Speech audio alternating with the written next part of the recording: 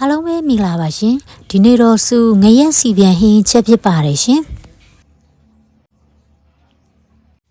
အယူဆုံးပေါ့နော်စုငါးထဲကိုစားအနေငယ်အချိုမှုန့်အနေငယ်ကြက်သားမှုန့်အနေငယ်နဲ့စရွေးမှုန့်အနေငယ်လေးထည့်ပြီးတော့ရတာနေထားလိုက်ပါတယ်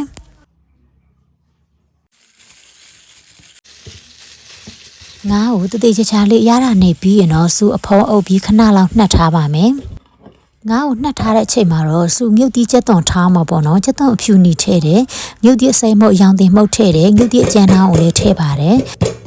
မြုပ်တီးချက်သွန်ထောင်းထားတာကအခုလောက်ဆိုရင်တော့ရပြီပေါ့နော်စုမကြီးတိမဲ့အနေငယ်ကိုလည်းရေစိမ်ထားလိုက်ပါတယ်ကြည့်ဒါဆိုရင်တော့ဟင်းချက်ပါတော့မယ်အိုးလေးကိုစီထည့်ပါတယ်စီပူလာပြီဆိုရင်တော့စနွေးမှုတ်အနေငယ်လေးထည့်လိုက်ပါတယ်ပြီးရင်တော့ခုနကထောင်းထားတဲ့မြုပ်တီးချက်သွန်ကိုထည့်ပြီးစီတက်ပြီးလိုက်ပါတယ်ဟင်းရဲ့ရတာတော့ကိုတော့ငါးမှလည်းရတာမဟုတ်လို့နေပြီးတာပဲဆိုတော့လေစားအနေငယ်နဲ့ကြက်သားမုတ်အနေငယ်ကိုပဲထည့်လိုက်ပါတယ်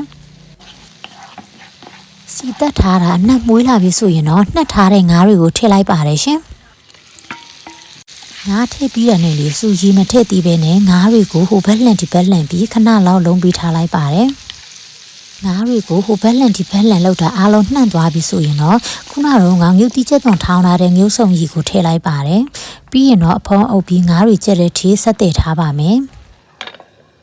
ခုလိုမျိုးဟင်းရည်တွေကပုတ်ပွက်ဆူလာပြီဆိုရင်တော့စူငါးတွေကိုဟိုဘက်တစ်ချမ်းလှန်ပေးလိုက်ပါတယ်ငါးတွေကတော့ကြက်မြန်တယ်လေအဲ့တော့စူထက်ချမ်းချမ်းထားတဲ့မြုပ်တီးစိမ်းတွေကိုထည့်လိုက်ပါတယ်ပြီးရင်တော့အဖုံးအုပ်ပြီးခဏလောက်ဆက်တည်ထားလိုက်ပါတယ်ရှင်လောက်ဆိုရင်တော့ငါးတွေကကြက်နေပြီပေါ့နော်အဲ့တော့စူရေဖြော်ထားတဲ့မကြီးမဲရေကိုထည့်လိုက်ပါတယ်မကြီးရထည့်ပြီးရင်တော့ပုတ်ပွက်ဆူလာတဲ့အထိအဖုံးအုပ်ပြီးခဏလောက်ဆက်တည်ပါမယ်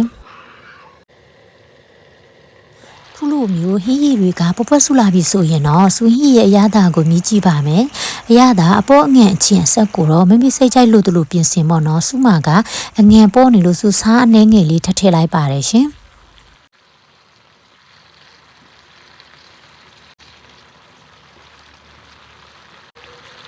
နောက်ဆုံးမှာတော့ငါးဟင်းရဲ့အနက်မှုသွားအောင်လို့စူနည်းမီတွေကိုအုပ်လိုက်ပါတယ်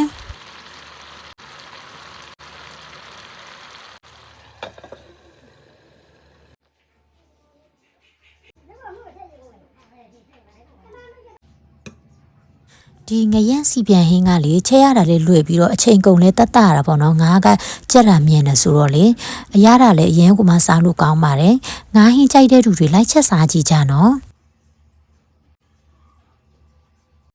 ဆွေးဗီဒီယိုလေးကိုအဆုံးထိကြည့်ရှုပေးတဲ့အတွက်ကျေးဇူးများကြီးတင်ပါတယ်ရှင်နောက်ဗီဒီယိုမှာပြန်တွေ့ကြမယ်နော်တတားပါ